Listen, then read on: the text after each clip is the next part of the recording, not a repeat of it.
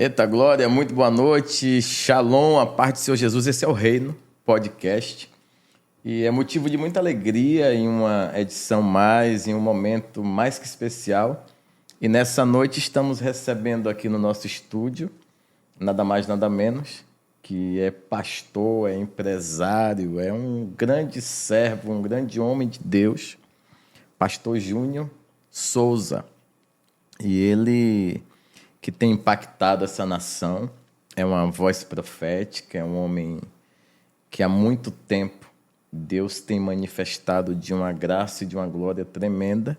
Está conosco aqui. Fomos ministrados por ele no dia de ontem, na questão do culto que tivemos do Gerando Salvação, sexta edição.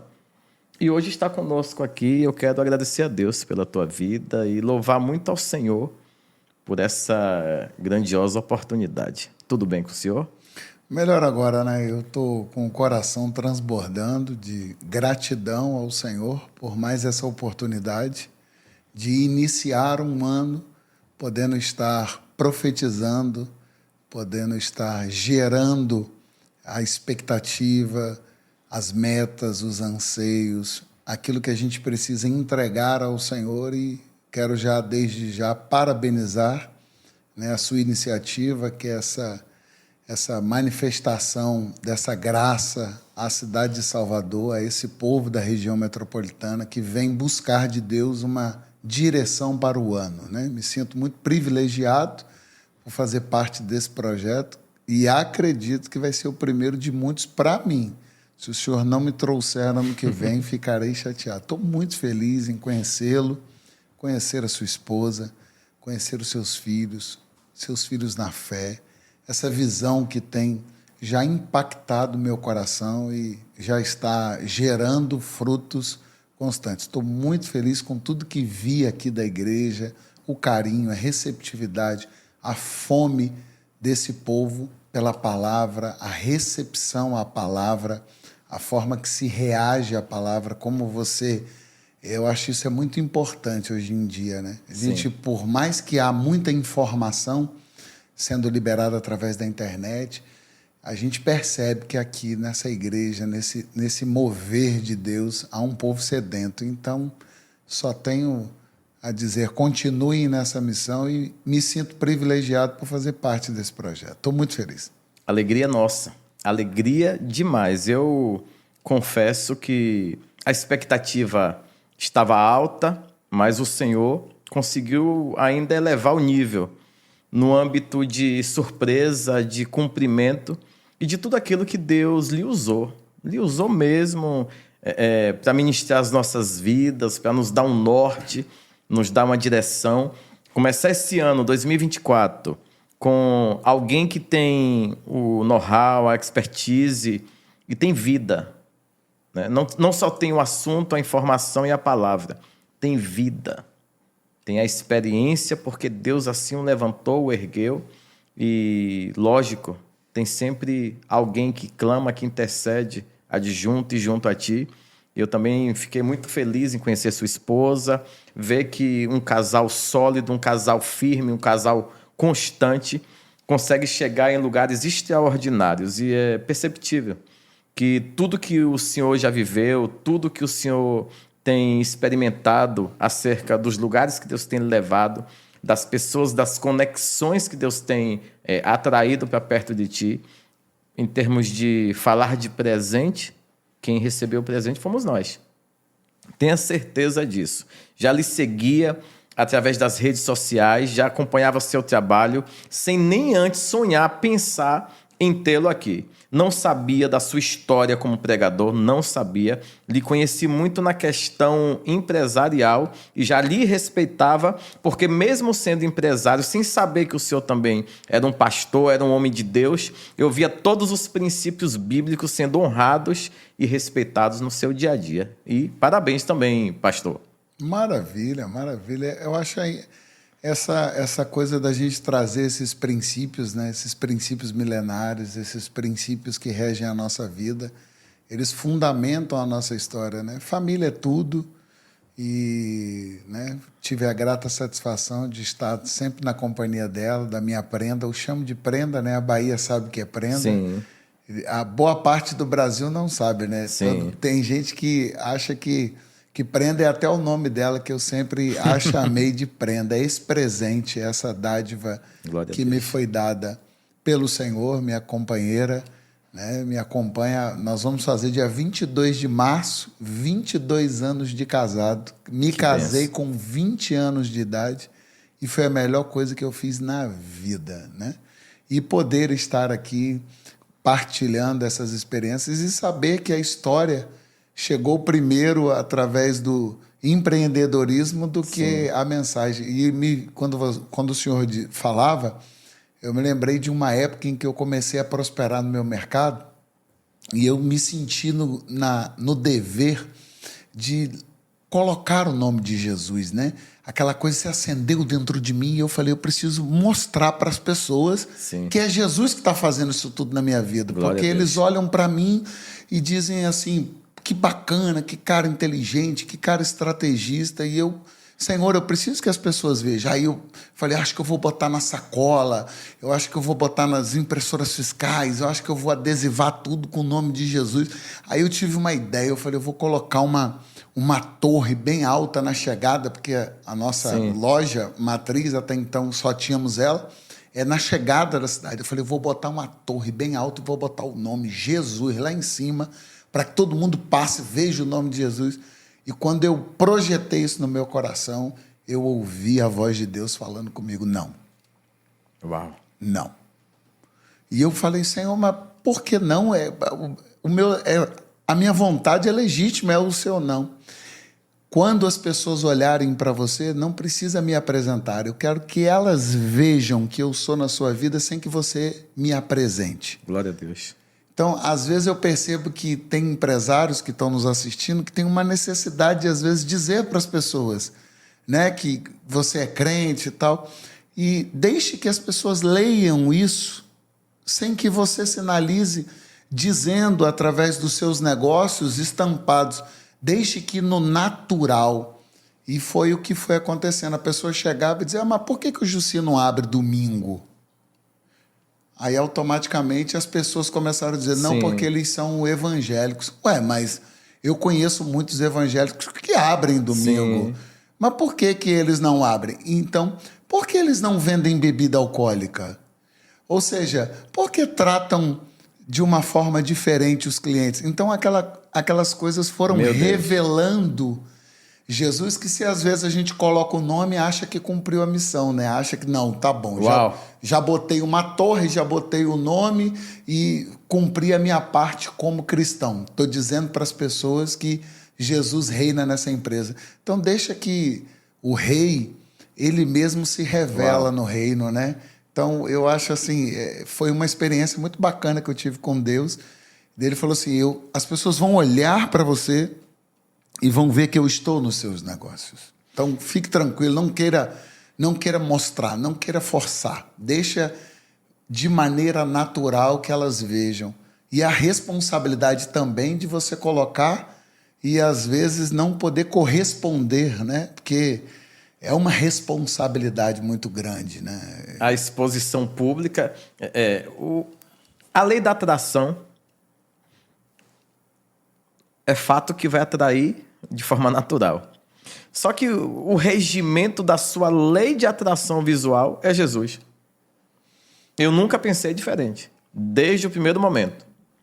E confesso mais uma vez, eu não sabia que o senhor era pregador, que já tinha, enfim, pregado no Brasil todo, em vários países no mundo.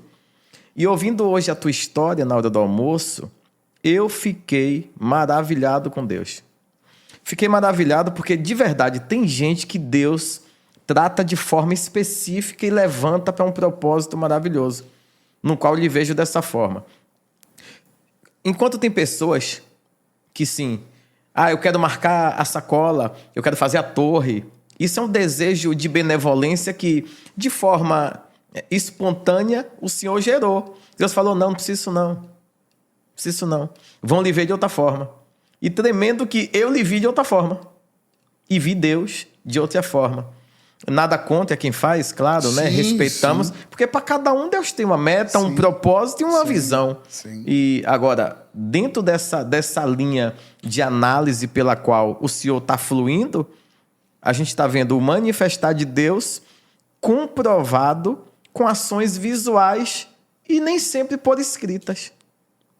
E aí é tremendo. Um assunto muito importante, uma pergunta muito importante. Por exemplo, eu já entendi a chamada, eu já ouvi a história, só que o povo não. Fala só, dá uma pequena introdução. Quando nasceu a chama de pregador, quando foi que começou isso fluir no Senhor? A partir daí, Deus começou a soprar o Senhor na questão de pregador da palavra de Deus. Então, eu me converti, eu tinha 18 anos de idade, a minha adolescência, eu sempre fui muito falante, sempre fui muito comunicativo, né? Sempre fui alguém muito hábil com as palavras. E quando eu me converti no centro de recuperação e eu experimentei essa graça chamada o Evangelho, essa boa notícia, esse Cristo ressurreto que entrou na minha vida, eu fiquei inflamado. Aquilo começou a queimar no meu coração e eu me apaixonei pela palavra. Eu tinha uma sede de ler a Bíblia lá no centro de recuperação. Eu ali 4 vezes de Gênesis e Apocalipse. E eu me lembro muito que eu queria entender e Deus me dizia, não, irmão, você não precisa entender, não. Você precisa ler. Come que na hora certa eu vou te revelar os segredos. E aí eu nunca me esqueço que existia dentro do centro de recuperação um jovem chamado Eliseu que tocava diversos instrumentos musicais. Violão, violino, saxofone. O cara era um artista. E eu olhava e peguei o violão e pedi ele para me ensinar. Eu até sei algumas notas e eu questionei ao Senhor, eu questionei a Deus, falei assim, poxa vida, eu queria tanto ser cantor, eu acho tão bonito assim, a pessoa que consegue compor através da música, levar aquilo que se pensa, né? Porque eu venho de uma geração lá atrás que eu ouvia muito Charlie Brown Jr., Chorão, né? Cazuza, Renato Russo, aquelas coisas que através da música mandavam uma mensagem. E aí eu fiquei meio confuso no começo da minha conversão, pensando assim, como eu gostaria de, através da música, influenciar, né? A minha mensagem, essa mensagem que está queimando no meu coração. E foi pela primeira vez que eu ouvi claramente o Senhor me dizendo que não havia me dado esse talento e que o talento que Ele havia me dado, o chamado que Ele havia me dado, é para que eu pregasse a sua palavra. A minha voz seria usada por esse clamor do coração dele, ou seja, que ele... E eu me achava, como me acho até hoje, diferente. Né? E naquela época as pessoas que eram usadas por Deus tinham dons, revelação, aquela coisa, né? Uma oratória, e eu ficava olhando e dizendo, meu Deus, eu queria tanto aprender essa forma. E Deus nunca deixou eu sempre fui diferente. Sim. E Deus me ensinava que nessa diferença, assim como o Senhor, através dos meus negócios, viu Jesus, Deus me conscientizou de que no meu jeito existiriam pessoas que só ouviriam a minha voz. O Evangelho, ele é professado por várias vozes, porque é o clamor do noivo, é o clamor de Jesus. Mas a voz, cada uma vai de um jeito. Cada uma chama a atenção. O Senhor tem pessoas que só vão se converter quando você abrir a boca. A sua voz, o seu timbre, o seu jeito, a maneira que você comunica é a maneira perfeita que Deus encontrou para encontrar alguém que Ele está buscando. Uau. Então você não pode se omitir. Então, essa ideia de que você, por ser diferente, você se isola, se acha inferior. Não, você é único. E quando você ativa isso, deixa Deus ativar isso, o seu ministério, aquilo que Deus te entregou, vai alcançar alguém. Então, por exemplo, eu já ganhei tanta gente para Jesus, através da minha vida, Deus impactou tanta gente, mas ninguém conhece a irmã Meire, lá do centro de recuperação, que andava 10 quilômetros na linha do trem, com os filhos, tocando tambor. uma missionária simples, tocando pandeiro, as crianças tocando ali, e ela ia para fazer um culto para drogados dentro de um centro de recuperação. Ninguém sabe quem ela é, ninguém a viu, mas o jeitinho dela, a graça dela, através da unção e da voz dela, eu me converti e impactei tantas vidas. Então, quando a gente entende isso, o poder disso, aí desatou. Então, a minha maior experiência assim, com pregar foi nessa época, dentro do centro de recuperação. E eu comecei ali a ler Bíblia e ministrar aos internos, que eu virei diretor desse centro de recuperação chamado Desafio Jovem. Eu virei um líder dentro daquela casa e assumindo a responsabilidade. Esses dias eu estava até contando para minha esposa, vale aqui uma experiência, os internos, a gente comia angu, né, com taioba, no café da manhã, no almoço, no café da tarde e na janta. Frito, doce, cozido, de tudo que era jeito. E aí os internos começaram a me apertar, mas você fica falando de Deus e que Deus resolve o problema, mas não tem o que comer. E eu chamei eles para um jejum. Falei, vamos fazer um propósito e vocês verão que o Senhor vai trazer até essa casa o alimento para que vocês vejam quem Ele é. Sempre tive essa ousadia. Começamos um propósito e quando nós fomos entregar esse propósito, tinha uma fila em que todo interno, para comer, tinha que recitar um versículo bíblico. Aquilo para ativação. Sim. E a gente recitou os versículos e quando fomos orar por aquela taioba com aquele angu ali, quando acabamos de orar, encostou um caminhão. Um Volkszinho.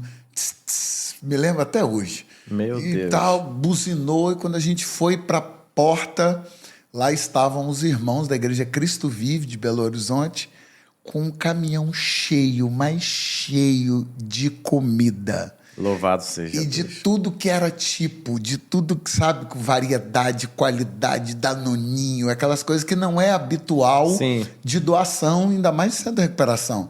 É habitual o básico, né? Quando você fala assim, traga 1 quilo de alimento para ajudar. O cara leva fubá, farinha, feijão. Dificilmente a pessoa pega uma coisa, né, mais saborosa.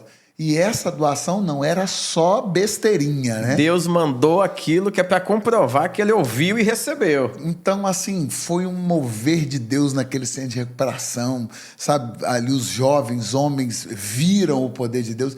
Então, aquela experiência no centro de recuperação, para mim, foi muito forte ver ali. E eu me lembro que nas madrugadas tinha um bambuzal e eu orava, passava a madrugada toda com o rosto banhado de lágrimas, por cima da Bíblia aberta naquele bambuzal, orando, e eu levantava e começava a pregar para os bambus. Eu começava a compartilhar versículo com os bambus, porque, né, os internos já não aguentavam me ouvir. E aquela sede, e isso eu fiz saindo do centro de recuperação, trazendo os amigos que eu tinha que praticavam aquelas coisas comigo, e eu comecei a levar pessoas, enfim. Então começou aí, desde então, eu sempre fui apaixonado por partilhar, por compartilhar.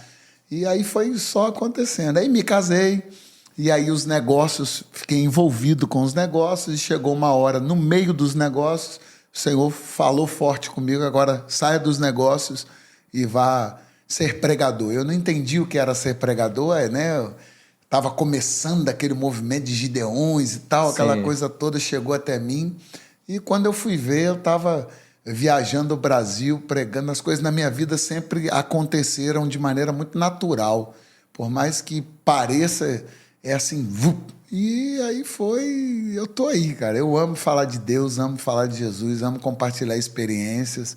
Quem me conhece na intimidade sabe, se deixar eu vou dando conselho, vou orientando, vou mentoreando, vou instruindo, porque eu entendo o poder de uma semente. Uma palavra é uma semente muito forte. Então, e você poder ser um instrumento de Deus, eu sou apaixonado pelo Evangelho, apaixonado por vidas, por compartilhar. Eu acho que pregar para mim é isso, é compartilhar, é falar e deixar Deus trabalhar.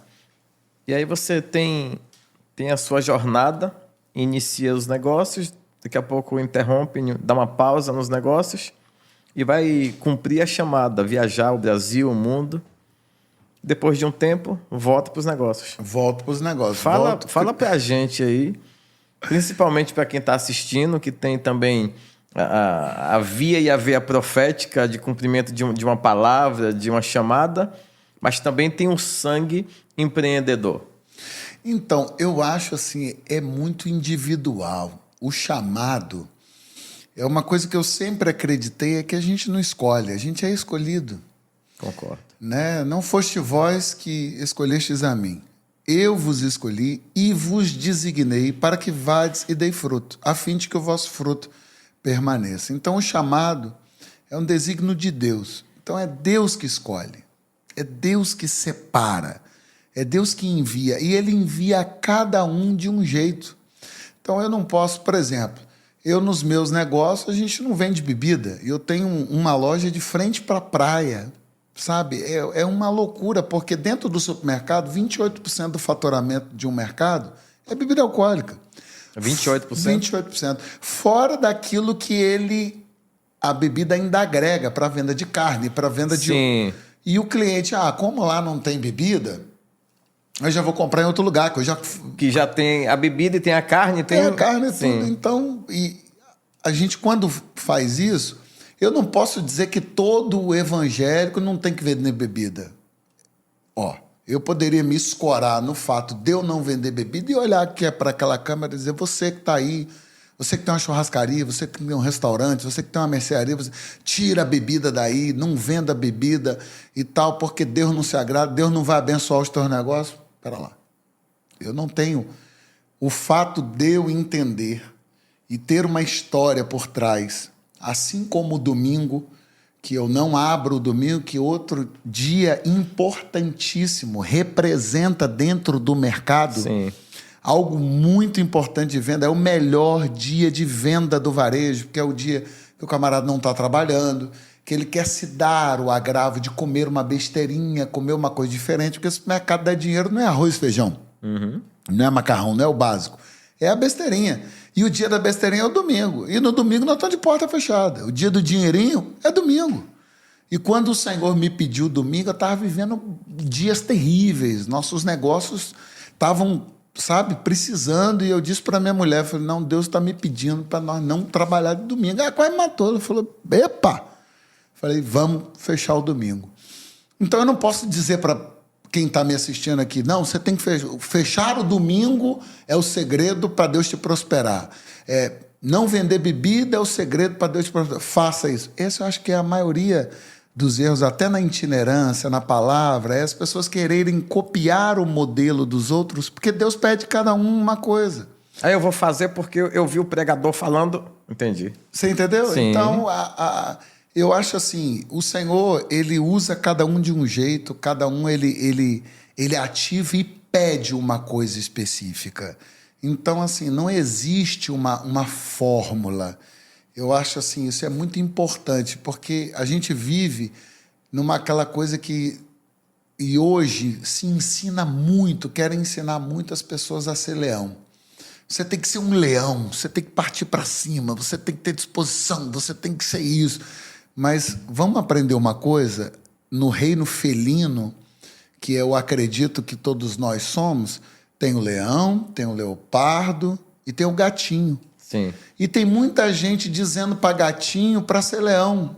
E ele é só gatinho. Você está na parte dos felinos. Mas, meu irmão, você não nasceu para ser leão, você é gatinho. E tem uma galera dizendo para gatinho, vire leão. E os gatinhos querem virar leão, e aí você sabe o que acontece quando o gato quer virar leão. Então, entenda qual é o seu lugar nessa classificação dos felinos. Quem é você? Se você é leão, se você é leopardo, ou se você é um gatinho. E não tem problema ser gatinho, não. Agora, não é todo mundo que é leão. Não é todo mundo que vai... fazer e ser. Porque se tiver só leão, não tem rei, né? Não de tem. selva. Ou seja, você tem que entender quem é você. E o gatinho é importante, o leopardo é importante, todos são importantes. Não existe maior ou menor. Existe um propósito. Cada um completa esse reino nesse propósito. Então, eu acho muito perigoso quando você compartilha da sua vida e as pessoas às vezes ouvem e acham que vão fazer aquilo e vão dar certo. Quanto eu sei, quanto eu ver. Não funciona. Não é. Com Deus não é assim. é direcionado. A uns ele fala de um jeito, faz assim, então é complicado. Lendo a própria Bíblia, a gente vai ver que nasceram pessoas na Bíblia que o próprio Deus determinou como seria a criação, como seriam as formas específicas que aquele indivíduo deveria conduzir sua jornada. Já tiveram outros que tiveram relevância, uma certa influência, e Deus não fez determinadas exigências. Então, para cada um, Deus tem um propósito, Deus tem uma situação a cumprir. Nós só precisamos nos encontrar, ou encontrar de verdade e fazer a chama que a chama todo mundo tem. Todo mundo tem a chama, todo mundo tem desejos, tem sonhos, e todo mundo tem um propósito que Deus gerou dentro de cada um. Se você se encontra no seu propósito, você produz resultado. Perfeito. O que a gente está falando de bicho, eu vou falar uma coisa assim que norteia muito a minha vida. Há uma grande necessidade de ser mentoreado. As pessoas têm uma necessidade de alguém que as lidere, alguém que as direcione, alguém que diga o que elas devem fazer. Quando, na verdade, isso é bom. É bom. Mas se você não conseguir ouvir o seu instinto, ouvir a voz do seu coração primeiro, você corre um sério risco de ser guiado por outros, achando que vai alcançar os objetivos que você busca e você não vai chegar. A águia, ninguém instruiu ela. A águia não teve mentoria, a mãe não sentou com ela. Quando você fizer 40 anos de idade, você vai ter que subir para um alto na montanha, arrancar os bicos, botar o seu bico para bater na pedra. Você vai ter que se depenar todinha, porque se você não fizer isso, você vai morrer. Ninguém instruiu ela. Tem um instinto que quando ela faz os 40 anos, começa a ferver dentro dela à vontade. Sobe, vai para uma montanha, bate o teu bico aí, arranca as suas próprias penas. E se ela não ouvir essa voz, esse instinto dela, ela vai morrer. Então não teve ninguém para ensinar o que ela tinha que fazer. O instinto lá dentro disse, faça. E a águia faz, e ela vive mais 40 anos. Ou seja, o que eu aprendo com a Bíblia? Guarda o teu coração, porque dele procedem as saídas para a tua vida. A saída que você e eu precisamos, o canal que Deus vai usar é o nosso coração. Amém. Então, se você não conseguir ouvir o seu coração para ver Deus falando nele, quantas coisas na vida, a sua intuição, o seu instinto ali dentro te levou a um outro nível, a uma virada. Então, ouça mais você, ouça mais o seu instinto, porque ele pode te levar a níveis maiores. Então, pare de querer ouvir vozes externas, guiar a sua vida por vozes externas. É bom. Viajar é bom quando se conhece o lugar que vive. Jesus está dizendo, vocês vão impactar o mundo, os confins da terra, mas antes é Judéia e Samaria. Amém. Ou seja, conheçam, se aprofundem no lugar onde vocês vivam. Por quê? Porque eu vou levar vocês para outras terras e eu quero que as outras culturas não abalem quem vocês são. Então, vocês se fundamentem primeiro para que quando vocês forem a outro lugar, ao invés de serem absorvidos pela cultura deles, vocês levem a cultura de vocês. Então, é igual eu falo sobre São Paulo. Vamos lá.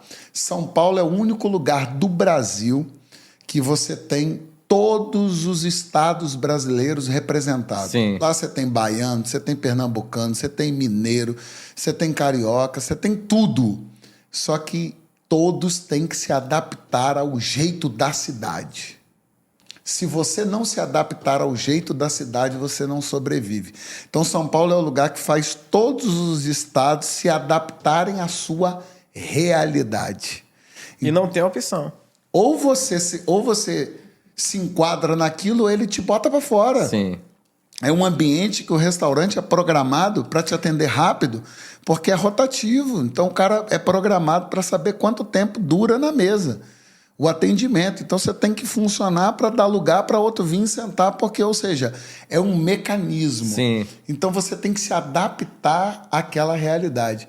Então, eu percebo isso é muito importante, a gente aprender a se adaptar, você, né? Eu acho bacana. Ordenamento corporal, ordenamento estrutural. Sim. Algo importante também, eu acredito que o líder de destaque, relevância e influência é aquele líder que desperta o que já tem dentro do próprio indivíduo, impulsionando ele, aí sim eu corroboro com o que o senhor falou, a conhecer a si próprio, entender a si próprio, destravar a si próprio para poder o acesso da canalização mente e coração tá limpo, tá livre.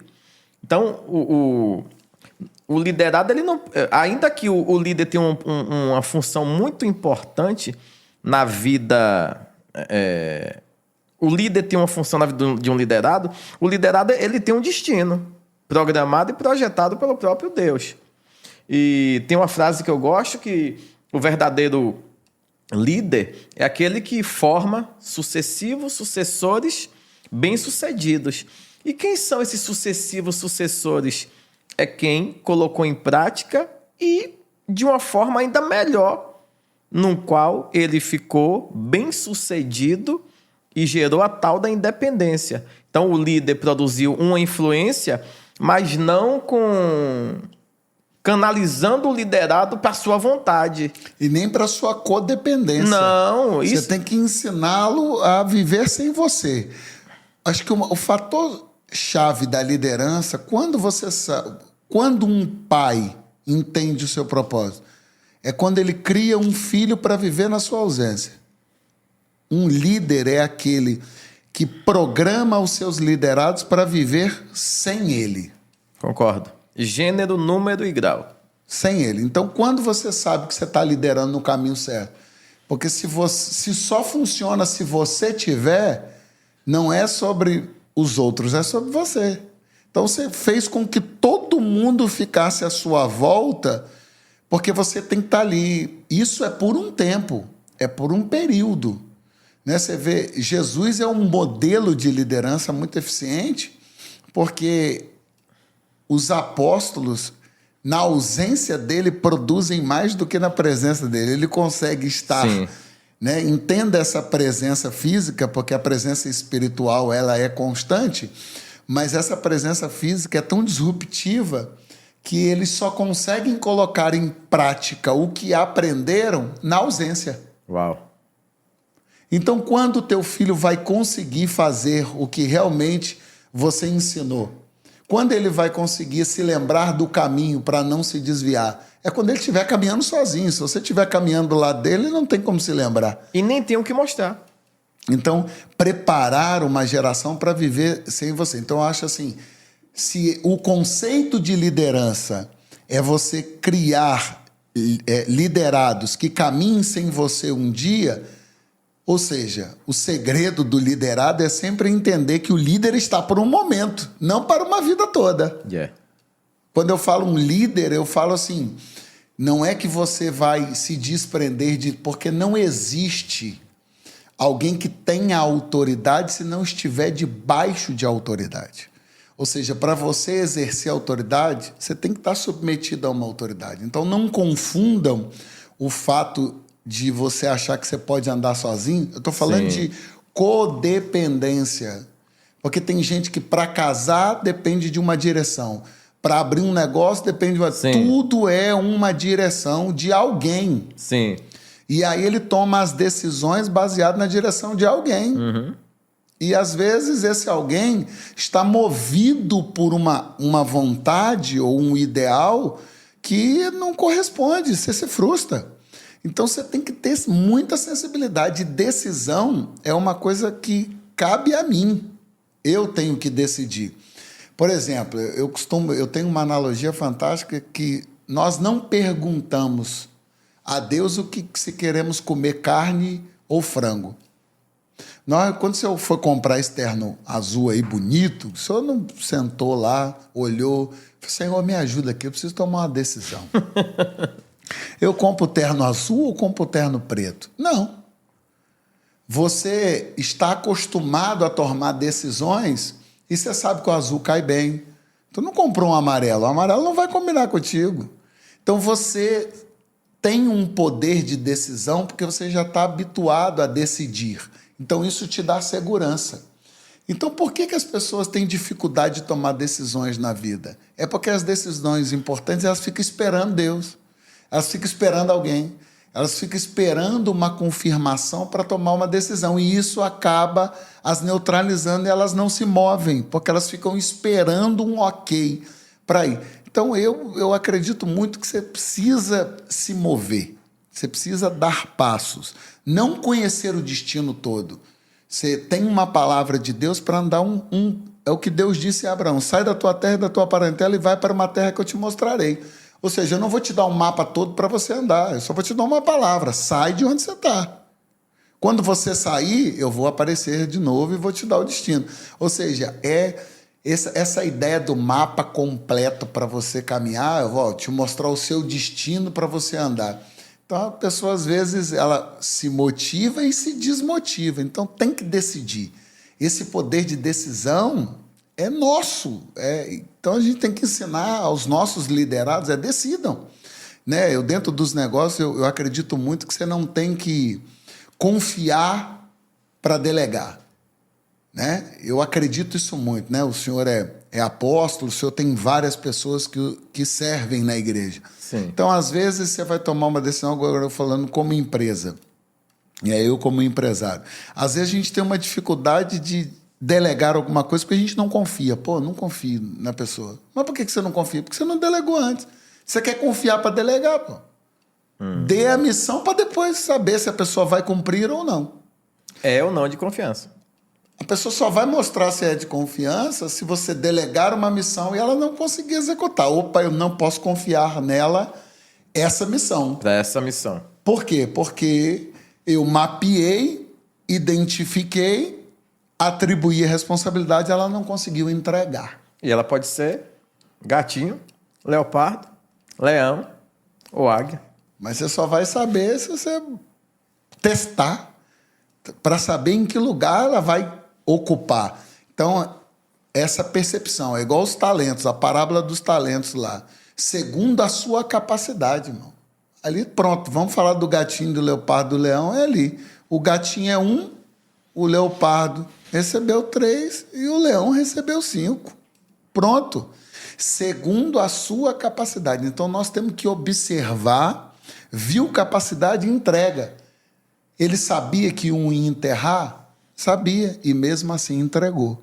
Ah, mas enterrar é ruim? Oxalá se o senhor pudesse entregar uma quantia de dinheiro na mão de uma pessoa, viajar por um longo período de tempo, se ausentar e quando voltar ela te entregar a mesma quantia. O mesmo valor. Tá bom. Tá. Não tá de todo ruim. Não multiplicou, mas também não perdeu aquilo que tinha. Isso. Porque tem gente que você bota e ainda perde. Até o que tem é tirado, né? Isso aí. É interessante. Eu gosto dessas Sim. viagens assim, apóstolo. Eu vou... E cada conversa contigo, meu amigo, é um livro aberto. Não, Então a gente tem aqui, eu acho que já uns 30 livros abertos. Não, é para pensar. Assim, e lembrando que cada momento da nossa vida, as pessoas também têm aquela coisa de definição, né? Porque, presta atenção. Deus disse a Abraão, sobe e mata o menino. Se Abraão ouvisse aquilo e entendesse que ele tinha que matar, custe o que custar, e o seu coração não tivesse aberto, quando Deus disse, na segunda vez que ele levantou o cutelo para matar o menino, Deus disse, para, não precisa mais matar. Epa, se fosse hoje, nós que achamos que somos os leões, Deus me disse que é para matar. Essa voz que eu estou ouvindo não é de Deus. Meu Deus, Essa voz que eu estou ouvindo é do medo, porque é do meu filho, é a voz da minha mente, é a voz da minha consciência. Essa voz está confusa. Não, Abraão não teve confusão na mente, não, irmão. Deus disse, mata, eu vou matar. Deus disse, não mata, eu não vou matar. Então, isso para nós, você só consegue ter esse nível de intimidade com Deus quando você começa a obedecer em tudo. Você entende que não é você, é a obediência a coisas que parecem absurdas. Então, como é que você explica? Deus manda matar e depois não manda matar. É igual lá em casa, tem coisa que eu vou fazer, minha mulher fala, pá, você não 3 dias atrás você não falou que Deus mandou? Eu falei, Deus mandou para aquele tempo. Deus mandou para aquele momento. Mas Agora é para outra coisa. Você vai colocar Deus dentro de uma caixinha? Não. E vai achar que vai conduzir-se do começo até o fim daquele jeito? Não, meu filho, Deus, ele... Ah, mas você está dizendo que Deus muda? Sim, Deus muda. Deus muda. Deus muda o plano, Deus muda... Ele faz... Você vai querer entender Deus. Eu costumo dizer que o grande problema é você querer entender Deus. A persona, né? A persona de Deus, não. Não. Agora, o Deus que é governante, é Senhor dos senhores, ele decide, muda, faz, ele governa sobre tudo e sobre todos. E nós fazemos parte do governo dele. Eu acredito também, sabe o quê, pastor? Que liderado gosta de chancela. Ele sabe o que tem que fazer. Mas na maioria das vezes ele quer que alguém diga assim, vá, faça dessa forma. E no meio dessa forma ou dessa fórmula do fazer, Deus faz com que a gente quebre a cara. Muitas vezes. E também está tudo bem no âmbito de conhecimento, de aprendizado, para desenvolvimento até do próprio projeto e propósito de Deus. Não tem como você chegar no topo com 100% de assertividade. Não tem? Não tem. E no êxito cristão? Também não. Porque senão nós iríamos nos subjugar, sermos quem nós não somos. E somos pecadores, somos imperfeitos. E detemos de uma total, não é meia, é total dependência do Senhor. Hoje estamos aqui no maior ânimo, no maior entusiasmo. Deus tem o relógio da nossa vida na mão. Amanhã, se disser não, já deu. Foi o último. Ótimo. Então, o que está nas minhas mãos hoje, eu faço hoje. Sim. E agora tem aquela questão. Eu não faço de qualquer forma. Sim. Você pode fazer da sua forma, de qualquer forma, ou da forma que agrada a Deus. O indivíduo, o servo de Deus, ele tem que buscar cada dia fazer da forma que chega dentro do querer do Senhor. E essas pessoas que fazem isso, geralmente Deus vai colocá-las em posição de destaque.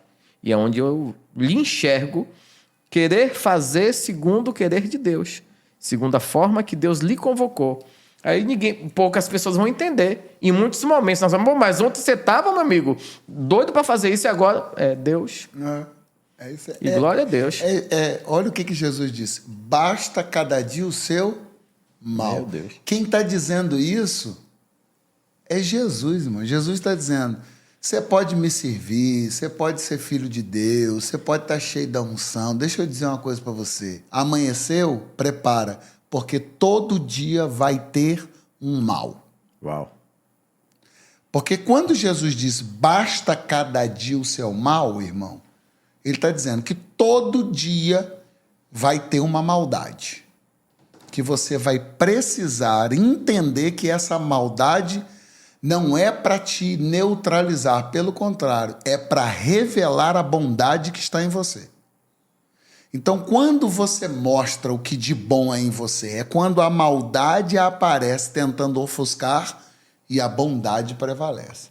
Então, quando você vence o mal, é com o bem, não é isso? Sim. É o que o apóstolo está dizendo. Você vence o mal, é com o bem.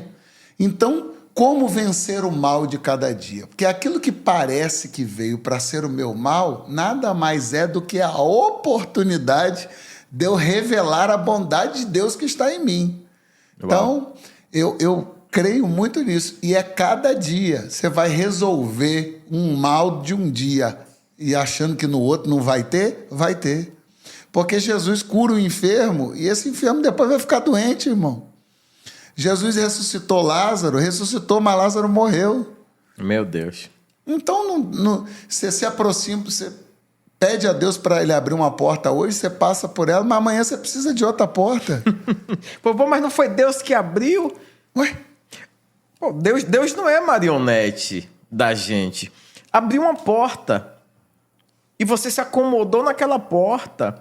E ali é só uma passagem temporária, emergencial, por um tempo específico. E, infelizmente, pastor, nós, seres humanos, gostamos. O lugar é bom? É. Tem água? Tem. Tem leite? Tem. Eu gostei do lugar. É Jonas, né? E às vezes Deus tem que dar uma sacudida para Jonas, vamos ficar debaixo dessa boborreira, dessa planta, porque ela tá dando sombra, eu tô tranquilo. Aí Deus vem, faz a planta secar. Ou seja, ele fez a planta crescer para Jonas se abrigar do sol e ficar confortável. E de repente, quando ele sente o conforto, Deus fala: agora arranca, porque agora eu te dou o conforto e tiro o conforto, porque eu te quero em movimento. Deus, ele provoca-nos, porque a fé sem obra é morta. Uau. E o que é a fé senão o movimento? Estes sinais seguirão os que creem. Seguir tem a ver com acompanhar quem se move. Seguir é vir atrás. O que Jesus está dizendo? As coisas só vão vir até você se você se mover. Então, fé é movimento. Como que você vê que alguém crê? É alguém que não fica parado. Quem crê não fica parado, se move. Há movimento. A fé sem obra é morta. Se eu digo que creio e não me movo, eu não creio. A fé me move. Ela é uma coisa pujante que mexe comigo. Ela me faz ir para frente. Ela é movimento. Eu gosto. Tem uma pregadora aqui que ela disse que a fé ela tem que ser operosa. É uma fé que você está o tempo todo andando para manifestar as operações de Deus. Então, eu acredito que muita coisa, com o advento tecnológico, com o advento midiático, muita coisa, criou-se um ciclo automático que nunca existiu, biblicamente falando. É colocar Deus dentro de um patamar de respostas automáticas sem a necessidade de uma busca extrema. E Deus nunca vai manifestar de uma glória sem alguém que incomode. Ação na terra, reação no céu. Então, tem um monte de gente agora jazendo em suas casas com angústia, com medo, com depressão, com um monte de coisa, porque pegou o evangelho, vislumbrou tudo aquilo que são as promessas, as colheitas, sem entender dos sacrifícios e do movimento diário que o cristão tem que ter, a atitude diária, a busca diária, o ser extremo diário para se aproximar desse trono da graça. Para que assim esse Deus continue manifestando da sua glória, do seu poder, dos seus livramentos. O povo, quando estava ali no deserto, quando saiu do Egito, tinha uma nuvem durante o dia e à noite tinha uma coluna de fogo. E Deus ele promove os livramentos e ele promove também suprimento. Mas Deus não nos tira da responsabilidade. O Senhor... Do movimento, olha como é que... Tipo, o movimento você tem que ir, né? Foi boa essa aí que você largou aí, ó. Essa foi boa, isso aí. Você falou algo ali na cozinha que me impactou também, acerca da tribo. O que é que tinha uma tribo que fazia a limpeza do rastro? Fala um pouquinho mais aí. Né? Israel é o seguinte, quando eu saio do Egito, sim, ela começa a peregrinar no deserto, mas a preocupação é os egípcios vão vir atrás da gente, porque já prova disso que vieram. Mas morreu todo mundo afogado. Não morreu o Egito inteiro afogado. O exército que foi... A busca de Israel não foi todo o exército. Aquele destacamento morreu. Sim, mas Israel sabia o tamanho do Egito. Israel sabia a força do Egito. E sabia o que acontecia com os fugitivos do Egito. Então, falou, não, esse cara vai arrumar um jeito de vir atrás da gente. Então, o que a gente tem que fazer? A gente tem que se organizar. Então, existia uma tribo, né? Eu não me lembro agora o nome ao certo, mas essa tribo, o que ela fazia? À medida que Israel pegava o tabernáculo e levantava o acampamento para andar, essa tribo precisava recolher os rastros, os vestígios de que passaram por ali, para confundir os egípcios que tentassem saber. É igual o caçador, né? Ele vai acompanhando a trilha. Sim. Seriam facilmente descobertos. Agora você imagina Israel por tanto tempo no deserto e não foi achado por ninguém. Ah, mas você vai dizer, estavam procurando? Sim, até porque toda a riqueza do Egito foi entregue a eles. Sim. E ninguém está sabendo que pegaram e botaram em bezerro, ninguém está sabendo Sim. onde estava. Você tem que saber o seguinte, se hoje o homem está em busca de tesouro, se hoje o homem está em busca, né, Sim.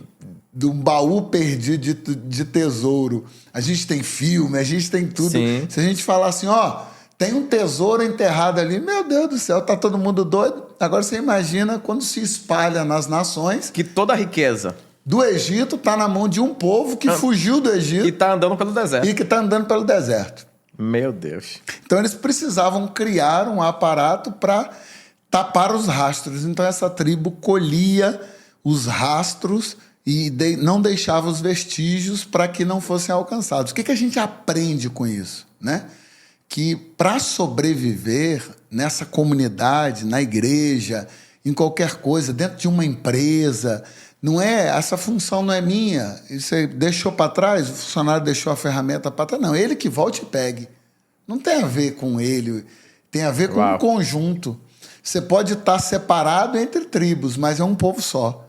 Então, se não existirem pessoas que olhem, pô, deixou um vestígio aqui, deixa eu recolher. Então, hoje a internet, ela tá ao contrário, né? Tem gente que quer expor, tem gente que quer mostrar. Quer aproveitar vestígios para gerar vergonha. Para gerar vergonha e fazendo assim só estão revelando o caminho em que às vezes o povo está, né? Meu Deus. Como o coletivo está. E isso, ao invés de fortalecer, enfraquece. Porque diz, inclusive, trazendo no aspecto de Egito e Israel, diz para os inimigos onde o povo está. E outra, não só onde está, mas o que come, o que veste, ou seja, os rastros, né, o caminho, e pode comprometer todo. Então Israel entendia muito isso, né? Israel o próprio Deus, eu gosto muito de dizer isso, são segredos que o Senhor vai embutindo no seu povo. E outra coisa, você vê a coluna de fogo lá acesa e ninguém conseguia ver, né? Meu Deus. É isso aí que você... Porque tem coisas que Deus não...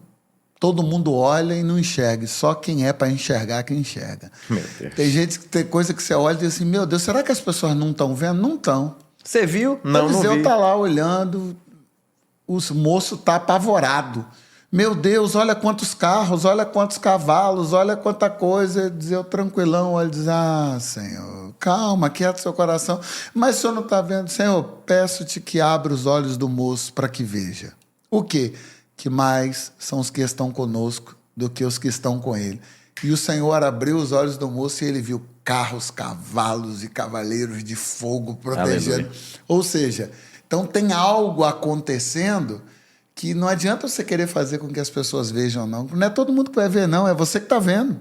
Deus mostrou para você. Então ali Israel está vendo a coluna de fogo e está sentindo aquele calor e está sendo amparada por aquela nuvem, e não adianta que ninguém vai ver, ninguém vai entender, só quem está vivendo entende.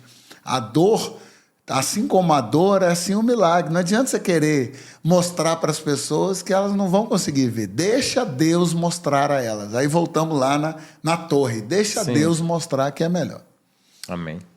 Palavras finais, esse é o Reino Podcast. Estamos finalizando.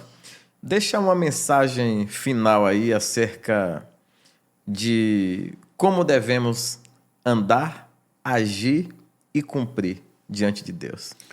Pelo rei e pelo reino. Eu quero finalizar esse podcast entregando um tesouro. Opa! Uma joia para sua audiência, para os membros dessa igreja. Davi viu dentro da sua casa seus irmãos servindo ao rei Saul. Porque os seus irmãos eram soldados de Israel, do rei.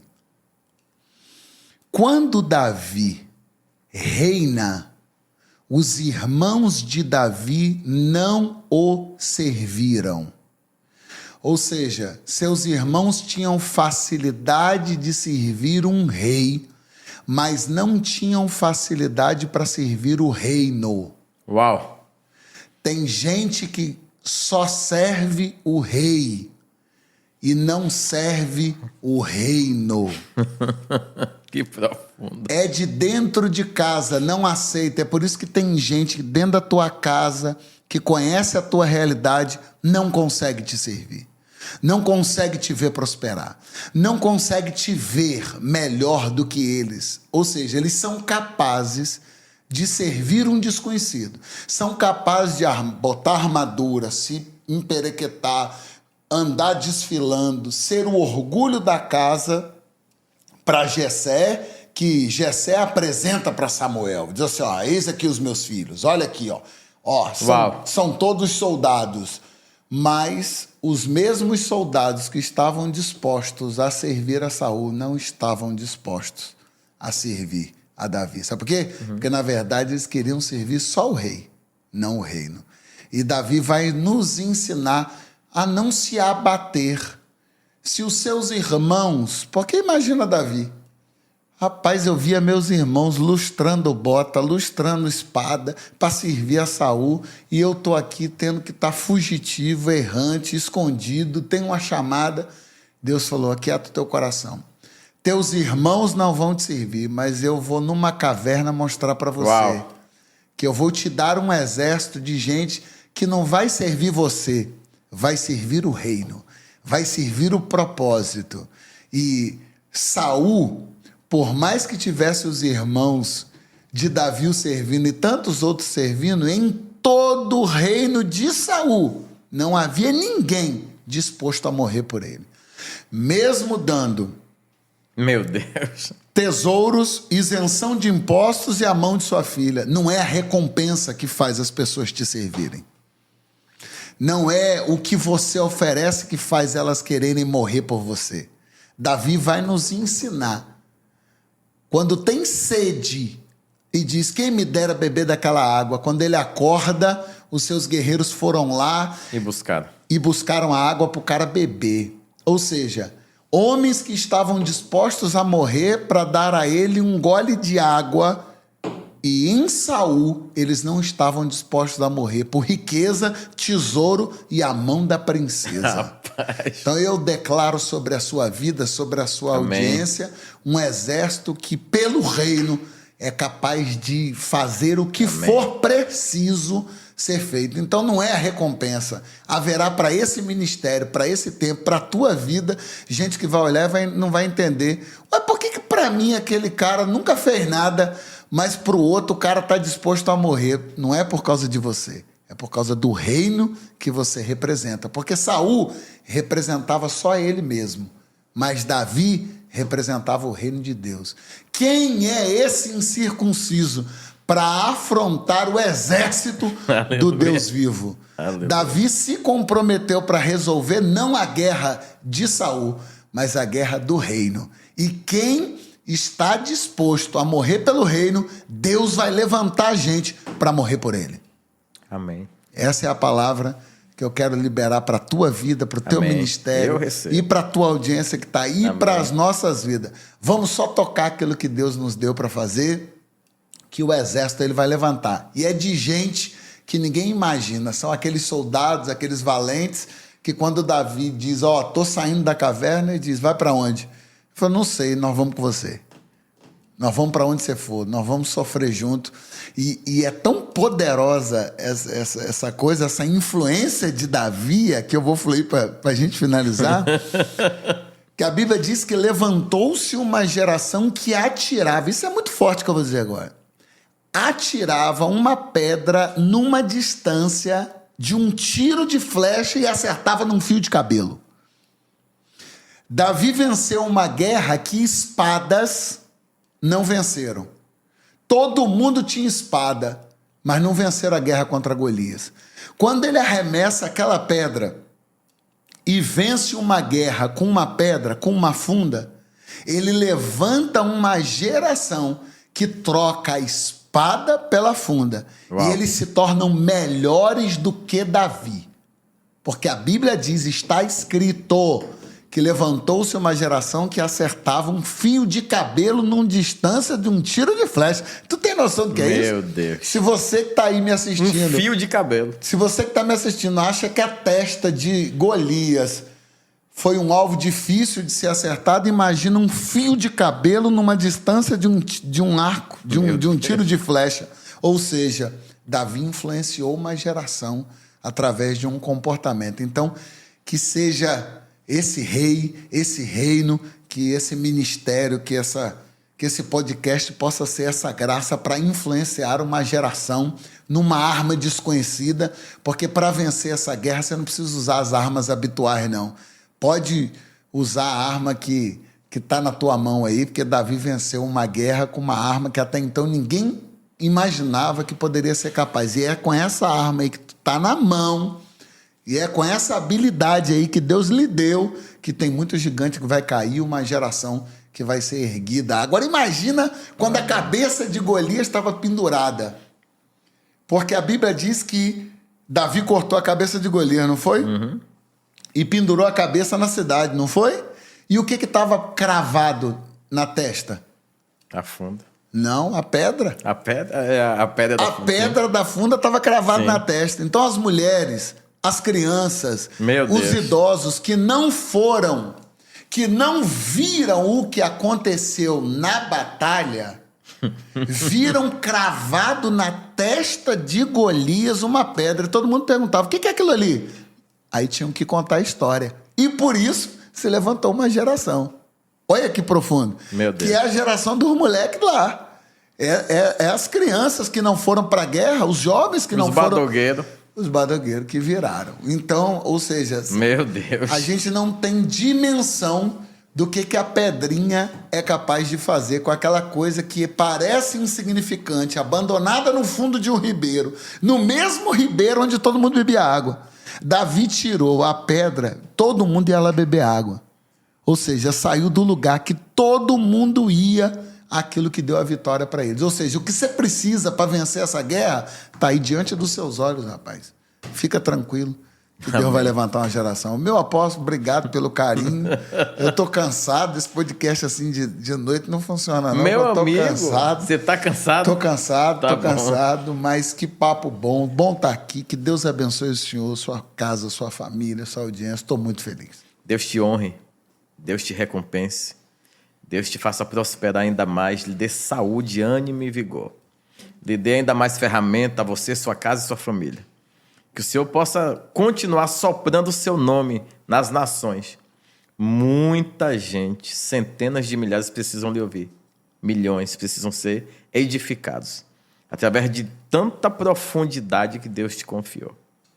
E só vão se converter através de essa estratégia tão linda que Deus te confiou.